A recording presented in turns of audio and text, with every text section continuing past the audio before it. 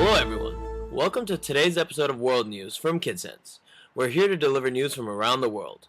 Today we'll cover April Fool's Day, the earthquakes in Iran and China, plans to take people to Mars, and more. Hi, first up, April Fool's Day, as you all know, is celebrated around the world on April 1st every year. It's a day when we all get to play practical jokes on each other. While some of you played pranks on your friends and family by switching the salt for the sugar or putting a plastic spider in your mom's teacup, many companies around the world also made fun pranks just to show their lighter side. Let's take a look at a few of these fun pranks. In the US, Google introduced Google Nose to be able to search with smells. Yes, not with words, but search by smell. And YouTube pretended it was shutting down its services. Can you imagine? No YouTube! In Japan, a cell phone company, KDDI, said they had a new mobile phone that was actually a bed, so its buyer never had to get out of bed. Another popular joke was from Scope Mouthwash. They came up with a new bacon-flavored mouthwash. Ew, that's gross. And my favorite one, Virgin Atlantic announced that their world-class engineering crew had built the world's first ever glass-bottom plane. Could you imagine what the views from the plane would be like? No need to fight over the window seat anymore. I thought this was real, but of course it was another April Fool's joke. Did you fall for any April Fool's pranks? If you like April Fools, you are sure to like my story on pillow fights. The International Pillow Fight Day was celebrated on April 6, 2013. Yup, people actually have fake pillow fights like the ones you have at home.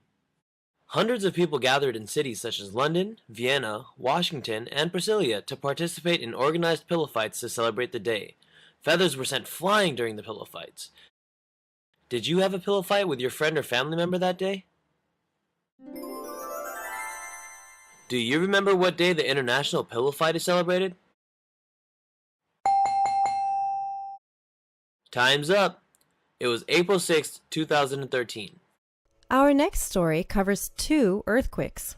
A powerful magnitude 7.8 earthquake struck near Kash in Iran on April 9th. Several countries in the Persian Gulf felt the earthquake. Tremors were even felt as far away as Pakistan and India.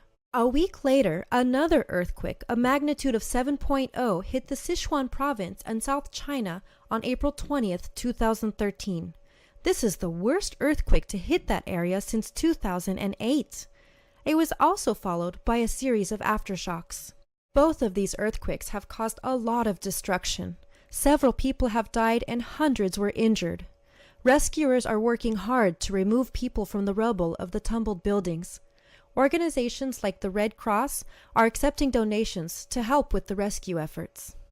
The severity or magnitude of the earthquake affects how bad the damage is. In addition to the magnitude of the earthquake, the construction of buildings is also an important factor.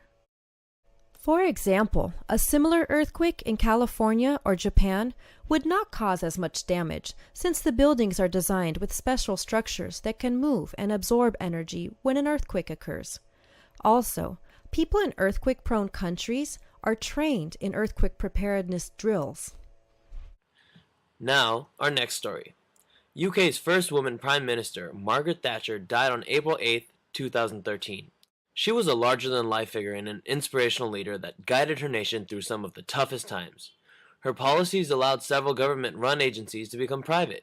This helped people get more jobs and improved the country. She was also very influential in world politics and helped end the Cold War between the US and the Soviet Union. Her strong, no-nonsense style gave her the nickname Iron Lady. After retirement from 11 years of being Prime Minister, she was honored with the title of Baroness by Britain's monarchy. This is a rare honor. Rest in peace, dear Prime Minister. Our final story seems to be right out of a science fiction movie. A Dutch company called MarsOne is looking for volunteers to live on Mars. The company plans to send a group of people to live on Mars permanently. That is, Mars would be their home for the rest of their life. The company will use existing technologies to send people and tons of supplies to Mars by 2022. Volunteers are signing up, But not everyone can volunteer. You need to be at least 18 years of age, be willing to go through rigorous training as an astronaut for 7 years, pay a $38 application fee, and most importantly, be willing to give up living on Earth forever. MarsOne expects that this daring one-way mission to Mars can be achieved at a cost of $6 billion because it's only one way. No one's coming back. Would you volunteer? There must be a lot of explorers out there since MarsOne has received over 10,000 applications in less than 1 week. Amazing! Do you recall what year MarsOne plans to send its first humans to Mars?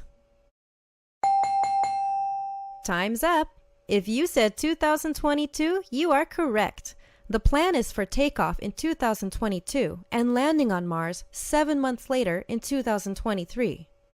And with that, we come to the end of this edition of World News Today. See you next time. Adios.